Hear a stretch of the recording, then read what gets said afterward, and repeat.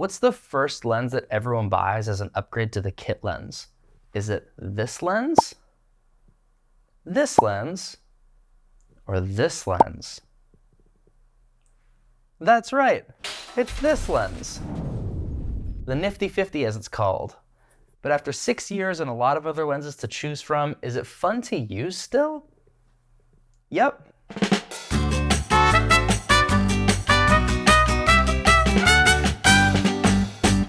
Hey, so today we are going on a field trip to Washington. Yay!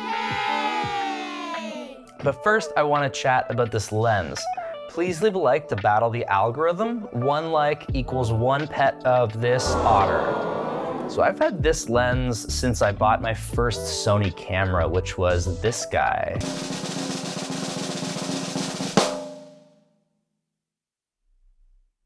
Yeah, this is the A7R III. I still use this camera from time to time, and I really like the form factor. It's still my go-to for wildlife stuff because it does have the highest megapixel count, and I just love carrying it around. It's nice and light. If it took better video, it would probably still be my daily carry, although it does lack in some of the newer features that my A7 IV has. So, to the trash with you, A7R III. Now, as I've grown as a photographer, a videographer, a hybridographer, if you will, along with my knowledge of cameras, gear, and skills, I wonder how to keep growing without just buying new gear. Lately, I've had the most fun taking photos with old film lenses, distorted glass elements, and these shoddily put together homemade lenses. They make for some interesting images, and by adding an extra element of challenge, I feel like it's pushed me to think a little bit outside the box with my photos a little bit more, and that's been fun. Combine this with a general decline in enjoyment of carrying heavy gear all over the place, I've recently been revisiting my old pal Fitty. This little lens has a 1.8 aperture, weighs 186 grams, and honestly has a kind of loud motor.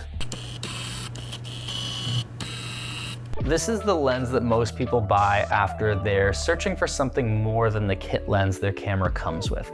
It's cheap, it's small, and it has a relatively wide aperture. Every major manufacturer has a similar product, and they are usually the first lenses that people really start to get noticeable depth of field, bokeh, all those things associated with interchangeable lens cameras. But I have other lenses. Some have a wider aperture, some have more glass elements, some have just an overall better build quality.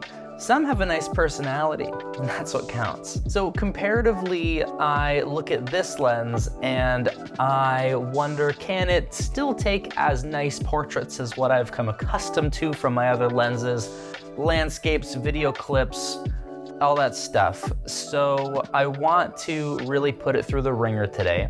I slap this bad boy on the camera, go on an adventure, and pretend that I don't know how this video is gonna end.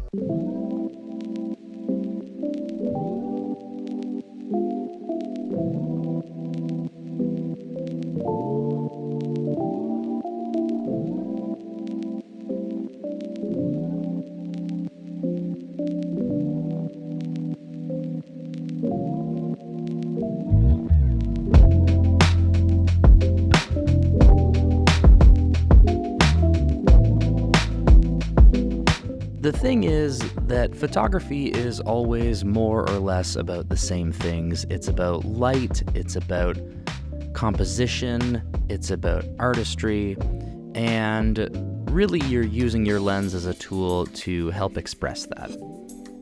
Whether it be something like this, the 50mm 1.8, or the G Master 50mm 1.2, nothing replaces the fundamentals of photography. Call me delusional, but I really do like a lot of these photos and videos that I got. Plus, I didn't have to lug around my zooms, and that felt great. Felt so light, so nimble.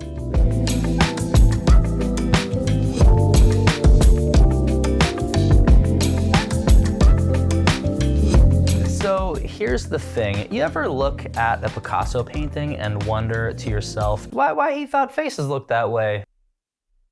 Like, look back at his early work. He has a full understanding of all the rules of painting and art. He even is quoted as saying, learn the rules like a pro so you can break them like an artist.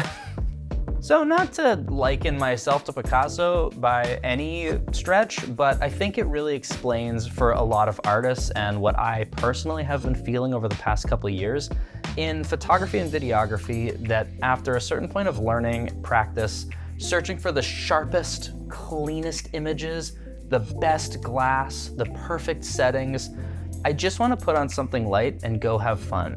And this little lens allows me to do that, and it gets amazing results still. Not to mention this thing still packs a heck of a punch. Especially for the cost, it's really hard to beat this bang for your buck, honestly. The next jump up, you're hundreds of dollars more.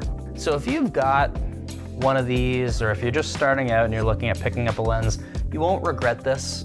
This is a nice little fun thing, and I still will carry it around from time to time because it's just so little. It's just fun, and that's a nice little reminder in photography and videography under a sea of influence from the grammars. Instagrammers, that is. Till next time, bye.